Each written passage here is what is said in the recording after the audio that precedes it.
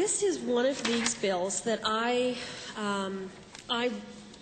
wanted to see the principle of this succeed, because I think the government does need to plan, and they do need to prepare. And I'm one of those people that has urged the government all the way along to carefully lay these sort of things out. I think we, as a citizen in this province, I look around at too many projects where I think that should have happened, and it should have happened a long time ago. But because there was a lack of planning around it and a lack of consultation, projects got derailed and delayed by quite a bit. So I was looking forward to some mechanism that the government could bring forward that would allow it to move some of these larger projects along. I, for example, would really like to see a high-speed rail plan start to come into place. And clearly we're not going to pay for it now. We're not going to pay for it this year or next year, probably the year after. But I'm also thinking those are huge projects, and if you don't start planning them and implementing them and gathering, getting all your ducks in a row on those kinds of things, we'll be here 10 years from now, and we still won't even have started into this. So I wanted to see those processes start to move forward.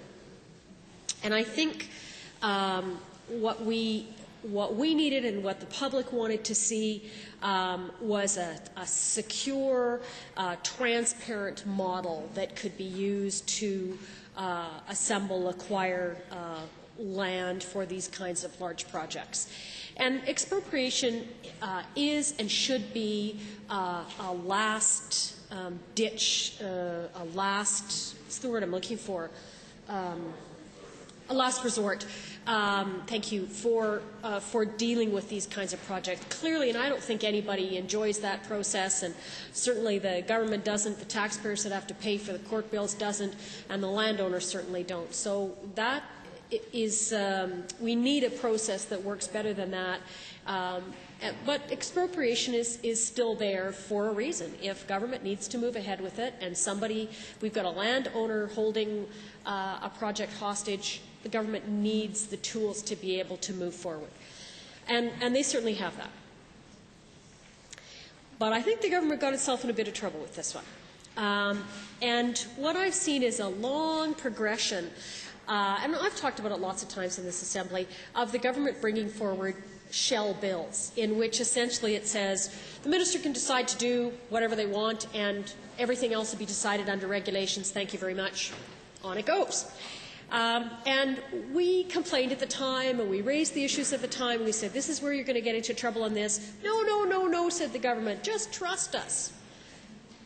Well, it got you into trouble this time, because people that thought they would have a direct interest in this looked at this bill and said, I don't think I'm going to be well served by this.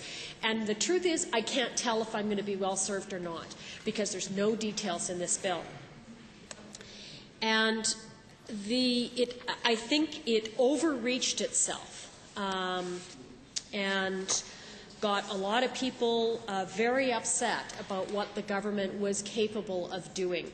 And with more detail, more transparency, more accountability, the government wouldn't have dug the hole they're in quite so deep. But they did. So we ended up with an amendment. Okay, well, points to the minister for going, I got to stop digging here and do something, build a ladder to climb out of this one.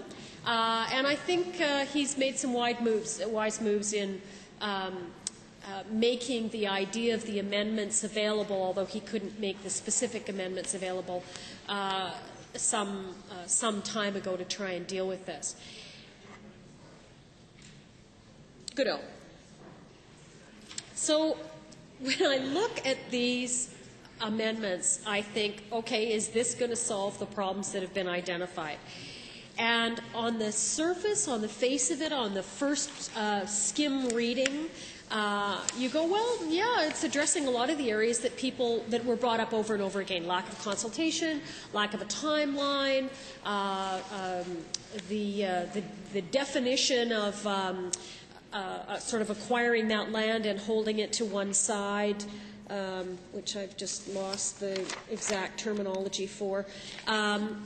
But when you start to get into it and go, okay, really, what does this mean? Once again, we're looking at, and almost every single phrase has this. So in this, under section A, for example, subsection 2, for the purposes of this Act and the regulations, and then it goes on, setting it out. Section B, the Lieutenant Governor and Council, yada, yada, in accordance with the regulations of the proposed project. You keep going on to the next section. B has made the plan of the proposed project available to the public in accordance with the regulations. C has provided the registered owners of the land within the proposed project area with notice of the proposed project in accordance with the regulations. Well, guess what? We don't have the regulations. So there's an ancient saying about buying a pig in a poke, which I think was about buying a livestock in a bag. Basically, you couldn't see what you were purchasing. And that's what's in these regulations. So the government's made the same mistake again. And it is born largely out of this being a one-party state, out of the government having so many members and being able to get its way so easily in almost everything. That it doesn't have those built-in checks and balances. And the same mistake is made here. People cannot see the specifics of what's in here. So to say to people, we're going to consult with you, the first thing I do is I say, how? How are you going to consult with me? What are the specifics of that consultation?